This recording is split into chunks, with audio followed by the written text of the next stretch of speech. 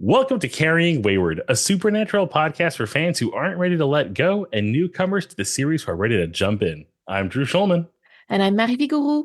In this episode, we're diving into Supernatural Season 9, Episode 7, Bad Boys. Let's get this show on the road.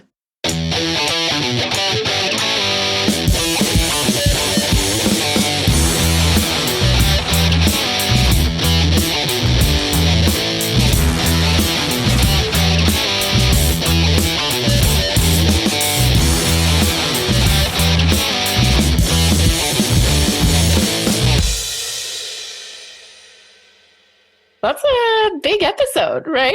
The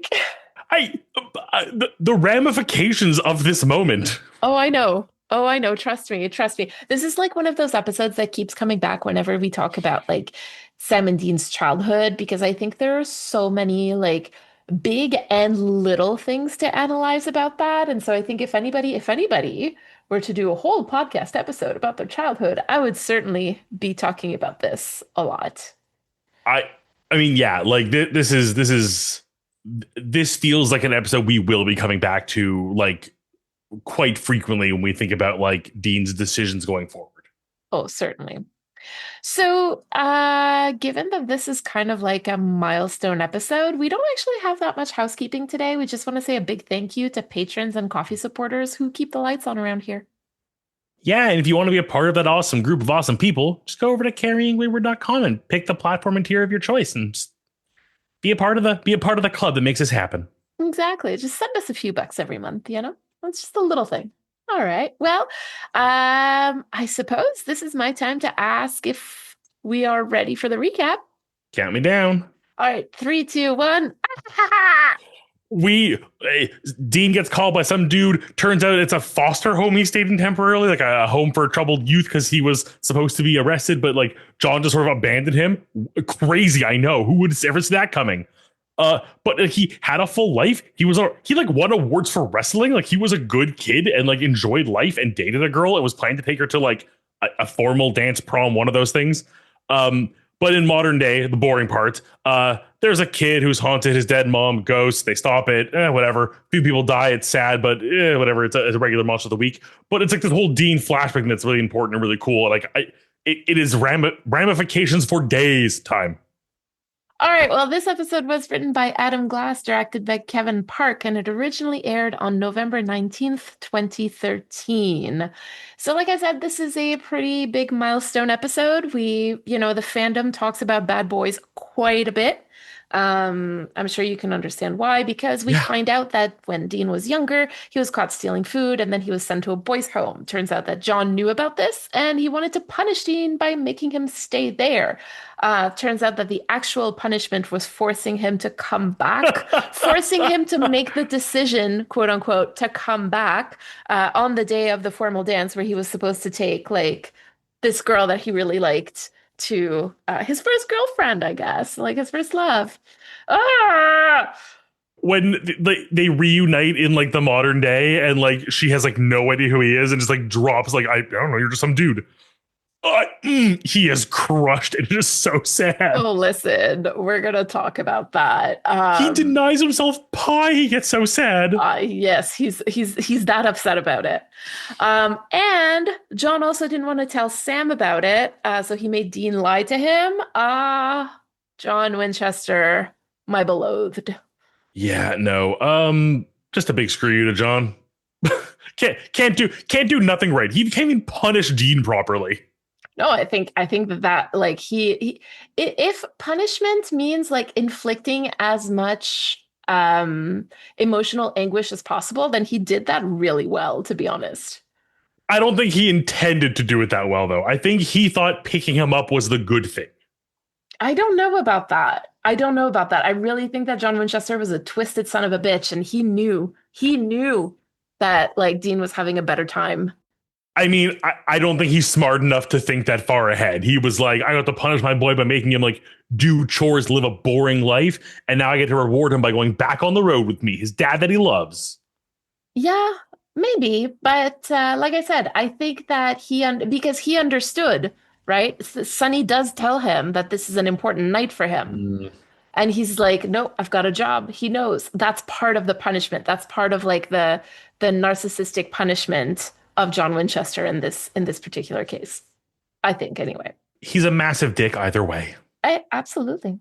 This is the second time in as many episodes that Dean shows up at an ex's workplace and gives them the fuck ass smirk. Oh my god, yeah. Like I said, that was just like a very marvelous scene. And again, like I didn't even consider it until now, like the juxtaposition of the two of them and like the reaction he gets from both of them and how he like carries on beyond that.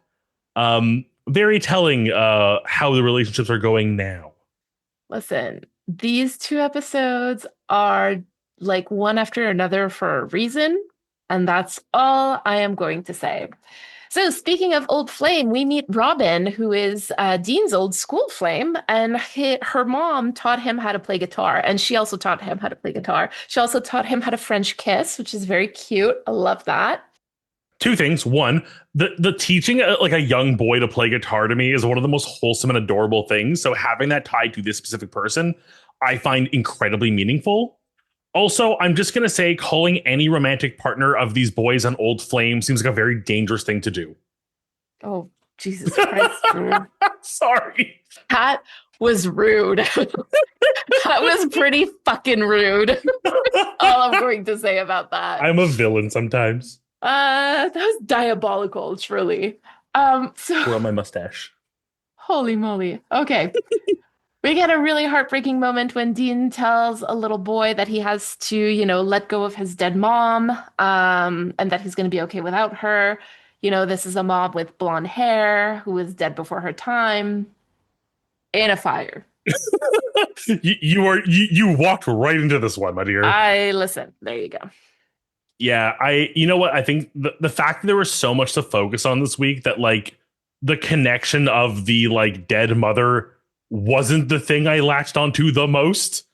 Oh, but that's the thing. Like there are so many little details about this that are like absolutely more heartbreaking than the next. Oh, yeah.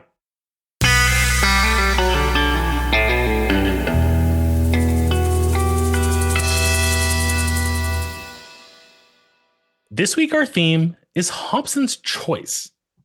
So this week, we get a bit of a look back on like a time in Dean's life when he had no knowledge of, nor Sam, it seems. Given the theme this week, I guess I need to explain it a bit more. And I mean, I had to look this up too, because I didn't know. So Hobson's choice refers to a choice between something or nothing. Thomas Hobson, for whom the term is named after, was a stable owner who would offer customers the choice of either taking the horse in the stall nearest the door or taking none at all. Ultimately, if you were coming for a horse, that means you really only had the one choice of the one horse, or nothing. This being a Dean-focused episode, even more so than our last few have been, does allow us to reflect on some of Dean's choices and how many really were choices or just the alternative to nothing. I just really find it fascinating that Sam is the horse in this metaphor.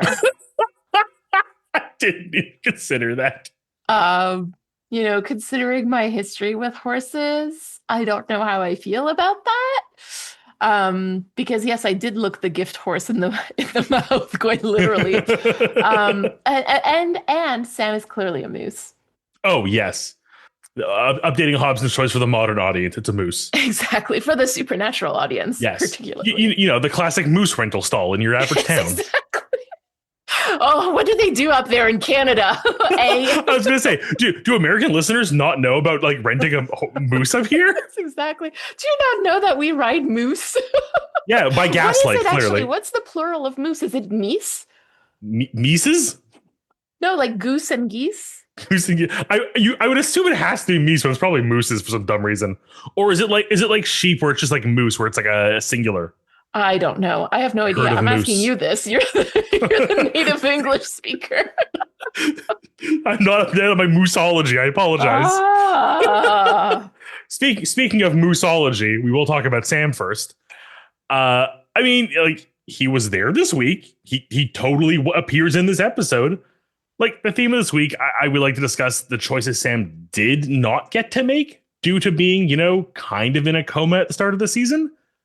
But like he was in a way given a choice between life and nothing, like well, death, but that is sort of is the ultimate nothing. Sam was attempting to make this choice, and it would seem that had he not been interrupted by, the whole Dean and Ezekiel thing, that it seems he would have chosen the nothing in this case. Like, I think it's important here to notice that while in other examples, such as the horse closest to the gate versus nothing at all, none is always a valid option. Like, while it means you do not get what you came for, or perhaps that what you had hoped to get at least, it still means you had the final say in whatever you did or didn't get. Like, Sam has made his choice. It was taken away from him, but we may never really know if, given all the information that we have, that Sam would have made the same choice. Well, so I think that what feels like particularly violating here. It's that there's also like the history of Sam's choices, because he's made a few very, very important ones that Dean really disagreed with, to say the least, and some that were just like objectively bad, and we can all agree on that. Yeah. When he left for Stanford, he clearly hurt Dean, and like that was not the choice that Dean would have made for his own reasons, which we're probably going to explore in a moment. And when he decided to trust Ruby and drink demon blood, like that was definitely not part of his greatest hits. When he chose not to look for Dean in purgatory, right? Like all of those things are things that Dean would never have done if the roles had been reversed. And so it kind of makes me wonder about Dean's willingness to respect Sam's choices in the present, especially those that he disagrees with. Like, it's almost this idea of like, well, Sam doesn't make good choices, so I'll make the choice for him, right? And by doing that, he's actually taking away Sam's human right to self-determination, like to decide where his life is going to lead. And yeah, I don't know. Like the more we talk about it, the more it hurts. And I think it's kind of the same for Dean, right? Like he's feeling more and more uncomfortable with his decision too. I mean, yeah, I think that's like the thing we're seeing the most this season. Like as far as the Sam and Dean relationship for this season has very much been a Dean realizing what he's done to Sam, realizing that he's taken away Sam's ability to make choices in a way that I think on paper he assumed was the right thing to do because it saved him, but is now realizing that while it saved him, it was not the right thing to do. And I think that this also like feeds into like what happens in this episode, right? The fact of keeping Sam in the dark about where Dean actually was. That wasn't Dean's choice, that was John's, but I do think that, these toxic traits that the boys have, or these toxic like these tendency towards these like toxic behaviors, like they have to get it from somewhere, and it's clearly from John. And so like, and I'm not saying that this is like hereditary or anything, but that's what they grew up watching and seeing and being told was the only way forward. And so yeah, I'm just thinking about that as well. Oh, Sam. Well, it's like you said too. It's like John made him lie about it, but John's been out of the picture for quite a while now. I'm like, yeah, again, maybe it didn't come up. Maybe it was just never like, I could imagine this being a weird thing to suddenly spring on somebody for literally no reason. Like, and clearly now that it's like relevant, it's, oh yeah, I can talk about it. Yeah, for me, it's more about patterns, right? Patterns of hiding stuff from one another. So like this started when they were young, and they're clearly not out of this pattern. They have not broken that mold. They haven't like gotten out of that trauma loop, that trauma feedback loop, right? And so I think that this is just so present in this episode. Very, very much so. Yeah. I mean, again, like to move on to Dean here, Dean had a secret 2 months of living away from Sam and John. Like he literally lived a normal kid life, went to school, dated a girl, presumably, I mean, we know his first kiss, it became a school wrestling champion. Like I need to have all that fresh in my mind, as it's like so wonderful to see Dean thriving in a non-hunting life. Like I see like as much as it's a big secret and like it obviously caused like some just like issues today, but like more than we've ever seen, Dean lived a normal life and wanted to keep living it and liked it. And openly said that he didn't want to continue the family business, right? Yeah.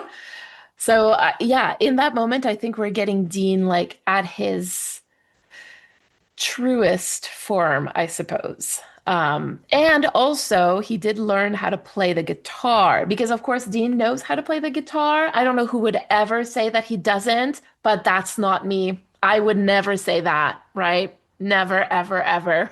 I, nope, true. Up until this moment, I cannot remember a time you would have mentioned him not being able to play guitar. Nope, I have not no at all. recollection of that. Me neither. I cannot remember the thousands and thousands of emails that I got for forgetting that he plays the guitar. I I'm forgot about that. exaggerating. I got maybe three. I forgot we talked about that in such detail because of it. I Oh did my not God. forget. Sorry. No, please. But we do learn of a few choices that Dean made, many of which do appear to be choices between something and nothing, like staying here with Sonny. Like, was he really forced to? Like, it seems to me if Dean wanted to leave, he easily could have run off. Like, that isn't something we know Dean to be like, afraid to like run away and do the right thing or like do his own thing. Like, staying in custody until he could be sent to juvie is like, you chose this, Dean. That was very much a choice you made.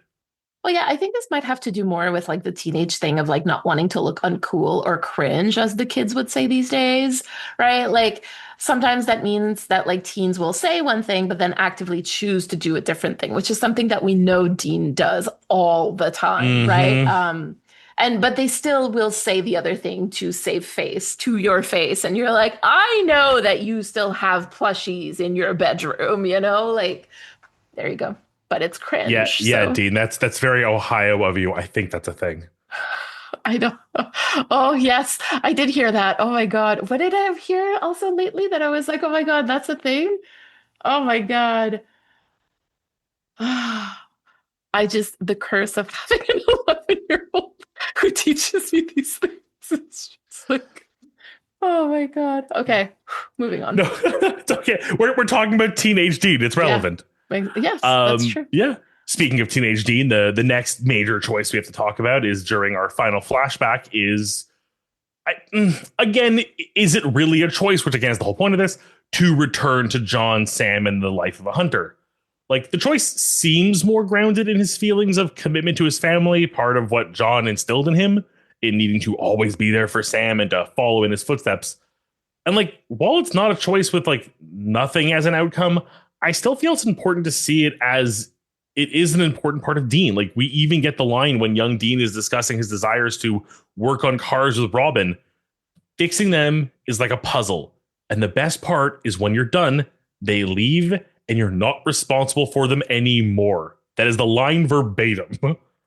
And looking back again at how John basically forced Dean into a parental role, this one stings. Like, could Dean ever truly choose nothing over Sammy? I don't know if I would really say that John like instilled family values in Dean as much as he like created an environment that was like so codependent that choosing anything other than like what John saw as right was basically the wrong choice. Like just again, look at Sam's decision to go to college, right? Going to college is not like in and of itself in opposition to family values, but it is in opposition to John's twisted ideas of family, right? So I would say that Dean's like quote unquote choice of going back to Sam and John is actually rooted in dysfunction. And that's why it was never really a choice for him because he had been so brainwashed by John that he couldn't not make a different choice. And I think that this also applies to his decision to trick Sam into becoming Ezekiel's vessel, right? Like he could not make that decision because of the brainwashing that he went through and because he's not out of that trauma loop that I keep talking about. Yeah, I think you put it really well. The family values, I put in very heavy air quotes here, are the ones that John believed were correct and forcibly inflicted upon them. While I'm quoting Dean, I have another line of his that struck me, which is sometimes you got to do what's best for you, even if it's going to hurt the ones you love. And I truly can't tell if this is Dean approving of his younger self choice to stay at the boys' home as long as he did, or if it's in regrets for not staying when John came to collect him that night. And I think that that really is the key question in this episode because it also comes back around to like what Sam's decision was likely going to be earlier this season, right? And to Dean, like understanding that Sam's decision that Sam, sorry, I got lost in my thought here, but like this is really about Dean understanding that Sam's decisions, even those that he disagrees with, were actually made because at the time, like, and with the information that he had, Sam really felt like it was the best decision that he could possibly make. And so in that moment, I think that Dean is also empathizing with Sam. And I do think that there's a lot of growth in this moment.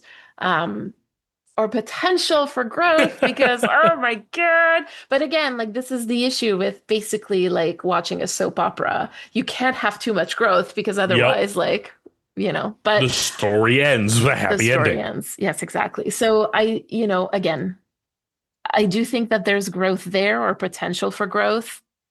Unfortunately, the show does not let us have it. I mean, I think there's a level of growth here, and even just having this now out in the air with Sam, like I don't know how much it'll impact episodes going forward in universe for the two of them day to day, but I think for us as a viewer, for myself as a viewer now, again reminding myself that you and other people who are watching the series as a rewatch know about this, so there are moments in Dean's past that might be reflected differently, knowing what I now know. Hmm. I think going forward it'll have a very major effect on the discussions of Dean. Definitely. Um, as far as Dean's goals are not, you know, he never really wants to leave the hunting life, and it's just doing it until the end. Like it always sort of for Dean felt like a there's no end in sight. Like I think there's an episode where he says like the end of the hunting life is kind of the end of life. Mm. And it's those little moments where his like love of comfort and life outside of hunting peek through, like in this episode.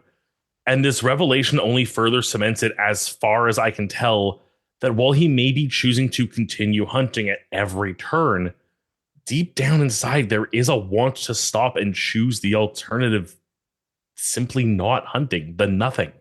Oh man, listen, like I think that there's a lot of the choices that Dean makes in the series that are completely rooted in trauma and dysfunction. And like, therefore, I guess, like he's not really making choices. He's just like reacting to what's happening around him. And I think that that's really the tricky part, right? Like when you're stuck in that trauma loop, like it's being able to step out of it long enough to start a different path for yourself, to actually decide the path that you want to take.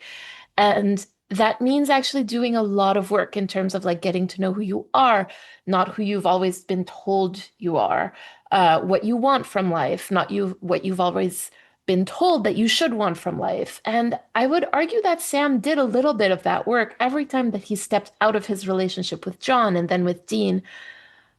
But Dean has never really done that except during that really brief time at Sunny's.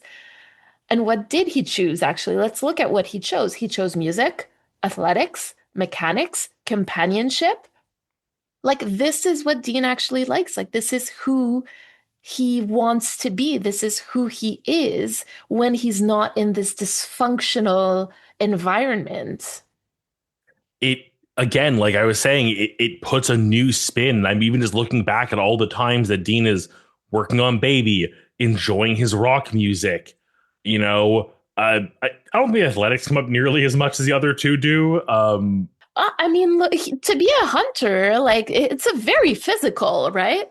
Why do you think he's good at wrestling, for fuck's sakes? Like, You know what? well, I mean, No. You're right. I mean, okay, never mind. But you are right. What I was gonna say is he is always so like proud of himself when he does beat something. And again, like the idea of yes, like, yes, I beat the monster, I win. he's very competitive. But he's competitive, and that comes from the athletic, like competitive athletics background we're seeing. So yeah, and the companionship. I mean, we've seen the mask he puts on, and we've seen what he's been yearning for last week. So, Mm. Oh man. but I have a question for the ether. The invitation to answer if you so choose. Same for our listeners. does choosing nothing over the alternative have to be a bad choice?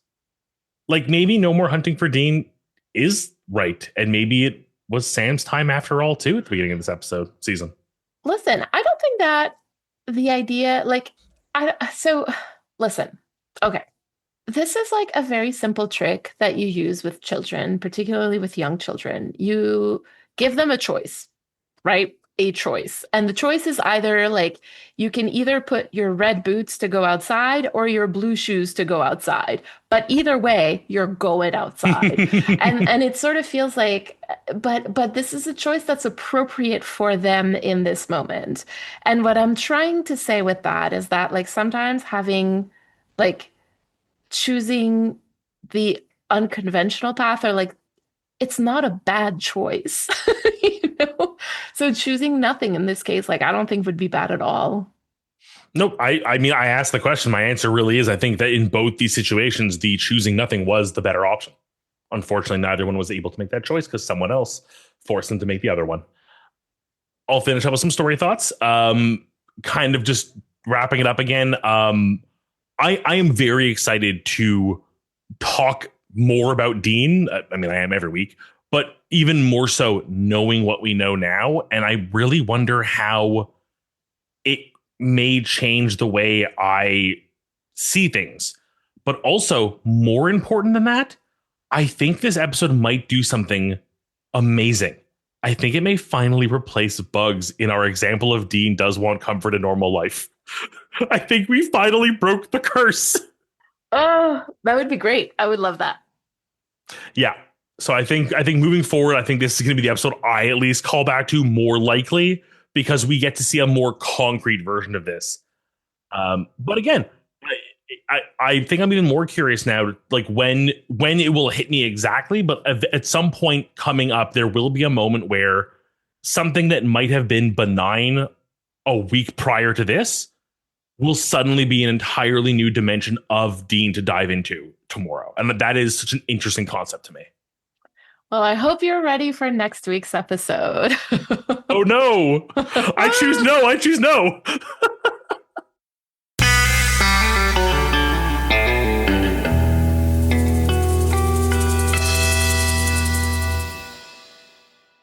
So we talked a lot about choices in story time this week, but one thing that we didn't talk about is how important choices are in human development. So Drew, you told us a little bit about what a Hobson's choice is and how it's basically like the absence of a choice or a choice where like one of the options is so distasteful or unwanted that you're basically like coerced into what you perceive to be the lesser of two bad choices. And so John Locke, the philosopher, talks about that a little bit too in his locked room problem, where if someone is in a locked room where the only way out is like one single door, if they want to stay in the room, then they can stay in the room. But if they want to exit the room, they can just leave through the door. But what happens if the door is locked? Then the person has the ability to get up and leave, the will to do so, but not the actual freedom. And this is something that really echoes the themes of the later seasons of the show. So I'm pretty sure we'll be talking about this more. But my point with this is to highlight that choice also means having the freedom to make a real choice. And I think that we can all agree that Dean's choice of going back to Sam and John was not like a free choice. It was a choice where the alternative was so impossible for him to imagine that he was basically coerced into picking the option that he perceived to be the less bad of two bad options. And this is a pattern that we often see in like very codependent, toxic, or even abusive relationships, where people go back to bad situations because they feel like they have no other real option. So, coming back to the importance of choices in human development. So, making choices is actually a pretty complex process that involves like knowledge building, analysis, and a certain knowledge of yourself and your likes and dislikes. And it can be really hard. Like, as adults, we're required to make choices about like how we want to live our lives, where to live, how to allocate our resources. And the only way that we learn to make these really big choices is by making smaller choices as children when we're growing up. Choices like, do we want to play with trucks or with dolls? Do we want to pour our milk or our cereal into the bowl first? Like, what clothes do we want to wear? What classes we'd like to take in high school? Who to go to prom with? Like, those are all choices that help children and teens develop their own sense of identity and their own sense of control over their lives. But Dean never got to make these choices. His choices were really all about how to survive and whether or not to leave his little brother with their abusive father.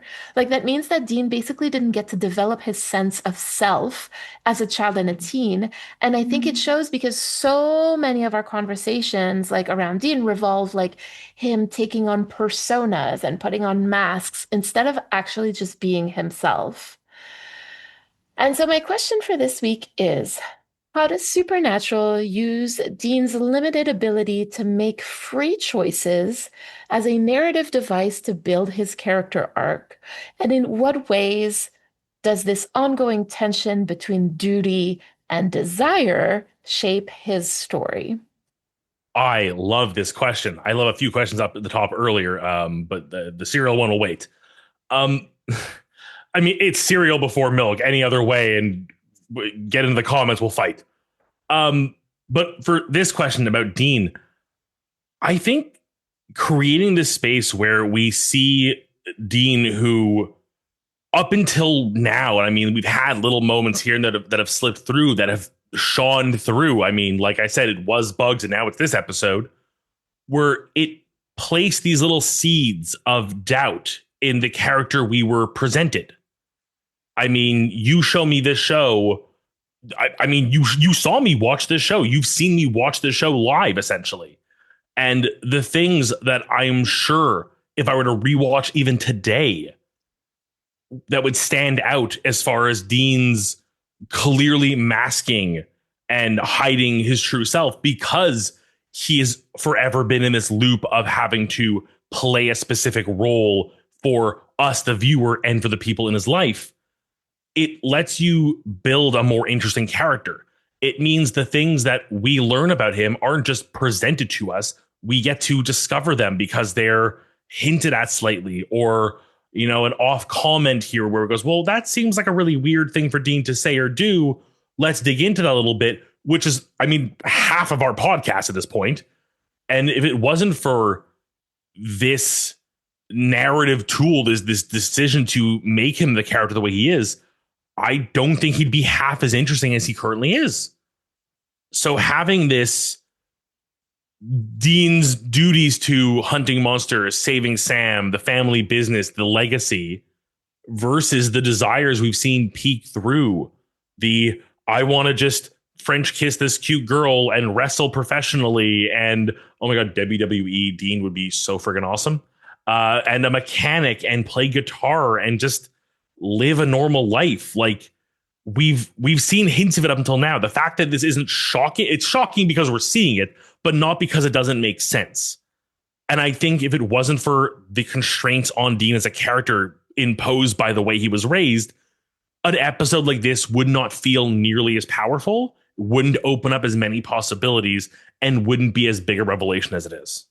Well, again, this idea of like without conflict, there's no story. And I think that here, this conflict between duty and desire, like literally that's the oldest kind of conflict in the book, right? Like that's a huge part of like the Knights of the Round Table, right? Like think of Lancelot, duty and desire, like that's huge, huge, huge thing. So yeah, absolutely. And the fact that especially like what does because by back then for Dean, like duty and desire looked like, taking care of Sam, protecting Sam from John, and desire looked like living a life for himself. And now, like, what does that mean? What is the duty? What is the desire, right? Like we've seen the duty is to protect like Ezekiel from heaven so that he can, save Sam, while desire is to have Last Cass week's episode. nearby, right? Yeah, there you go, to have Cass in the bunker. And that's just not possible. And I just think that, like, again, this makes it just so tragic. So, what's the term? That people love. People love that. It's not, oh my God, I have no words are very difficult tonight. I'm very sorry. For some reason, I thought you were going to say sapphic, and I was like, that seems like the wrong Sapphic? word. I mean, But at the same time, there's something pretty sapphic about duty versus desire as well. oh, But actually, yeah. no, I'm thinking about oh my God, it's gonna come back to me as soon as we stop. Like it's the thing that people love. It's very like it's not it's the diff if you go on AO3, it's the opposite of fluffy.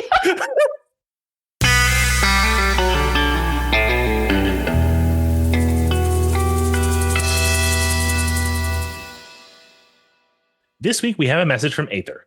Before we listen to it, we want to remind you to send us a 3-minute voicemail. To respond to anything we discussed today or ask us a question, you can use the recording app on your phone and email us that recording at carryingwayward@gmail.com.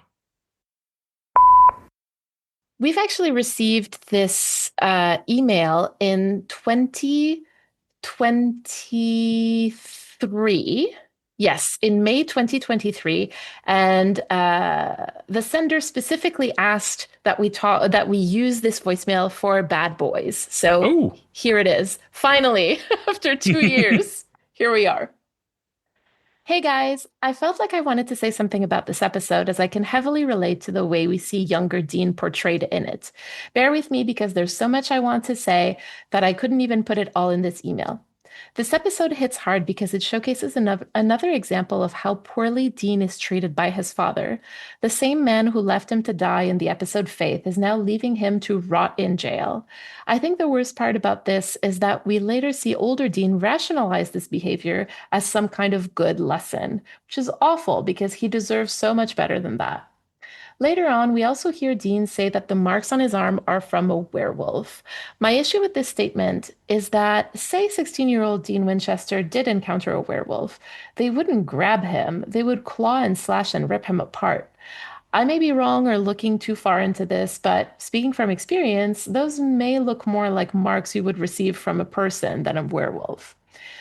This episode also ripped my heart out and stomped on it. As an older sibling and someone who had to play a very similar role to young Dean, I can't imagine how hard it must have been for him to leave behind a place that was so good for him in order to keep his brother safe.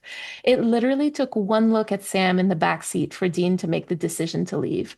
In Dean's mind, he puts Sam's life so far above his own that he's willing to sacrifice everything for him. We actually see evidence of that in the episode recap. He's giving Sam food even when he doesn't have enough for himself. Anyway, that was my John needs to be thrown into the sun, and no, I don't care what happened to him and his tragic backstory. An explanation is not an excuse to abuse children intentionally or otherwise. Love the podcast. Can't wait to hear you guys talk about this episode as it is so important to me. thank you so much, Aether, for that message. Genuinely, this episode just... It's heartbreaking. You are so right. It is so beyond heartbreaking to watch this character who has done such, I say has done such a good job, has tried his best to cover up his true feelings, his true wants and desires. Because, well, yes, we can blame a lot of it on John. We can blame a lot of it on John. No questions there. The abuse, the parentification, so many problems. But at the end of the day, I don't think it's any of that forces Dean to feel the sense of duty to his younger brother that he just wants to protect and be there for. And again, older brother, I've never had to do anything that crazy before, but I get it. If my little brothers needed me, they would come before me. No questions. So like you said, to see that moment where he looks at the car and sees little Sammy playing with, I forget what little toy it was, and you knew, even before it cut back to him, you knew. There's no question. There's no debate. He is going to make the choice that's better for Sammy. And while in some sick, twisted mind, John might think this is because he raised his boy right, and like you said, punt him into the sun to what he deserves. This is part of the Dean we know and love. This is the part of Dean that really is, I think, core again to him, is despite his wants and needs, despite wanting to leave the hunting life, live a normal life, have this world that he's just fallen into forever, he could never do that without knowing that Sam was safe, taken care of, and in an equally safe space as well, if not better. Yeah, thank you very much, Aether, for highlighting all of that. I mean, to be honest with you, I always kind of had like that issue with the werewolf marks. I was like, I don't we've never seen like a werewolf just like squeeze somebody, right? Like we've seen them gnaw at them, we've seen them scratch, but we've never seen them just like squeeze someone. So yeah, I agree. Very weird. It's making me think actually about uh the essay that Sam wrote in school about like that summer where like there was like a werewolf or something. And I'm just like, was that the following year in school? Because that would be like actually kind of even more heartbreaking because then that means that like that particular hunt was like really, really bad. And then it means that like Dean, after like having his heart broken by having to leave like this girl that he really, really liked, became like very indifferent to the feelings of his romantic partners. Let's put it that way. So anyway, yeah, I absolutely agree with you. It really it hurts me, and on the contrary, I actually do blame John for everything. I blame John for all of this. Yeah, I do.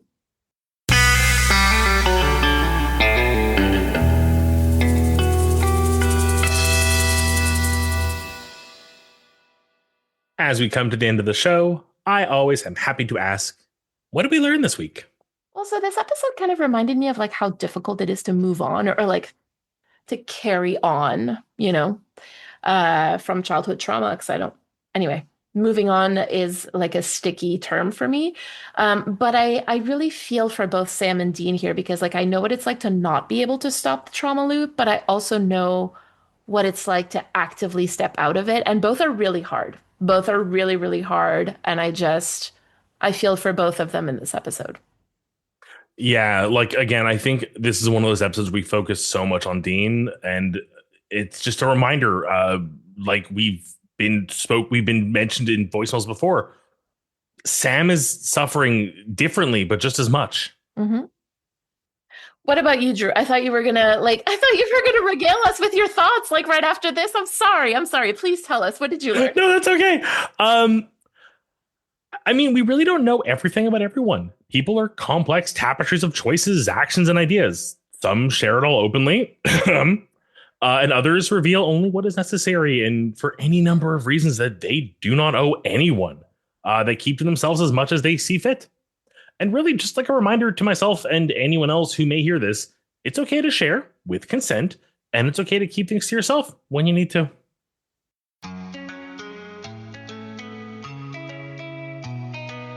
This was Carrying Wayward, a supernatural podcast produced by Rochelle Castellano, hosted by Marie Vigourou and Drew Schulman. Thank you to everyone supporting us on Ko-fi or Patreon, including our bunker patrons, Jeremiah Thomas and Michelle. We'd also like to thank Jake Lionheart for our music. Head over to carryingwayward.com to become a patron or a Ko-fi subscriber, and for our merch store and our socials. And write us a review on Apple Podcasts. Carry on our wayward friends.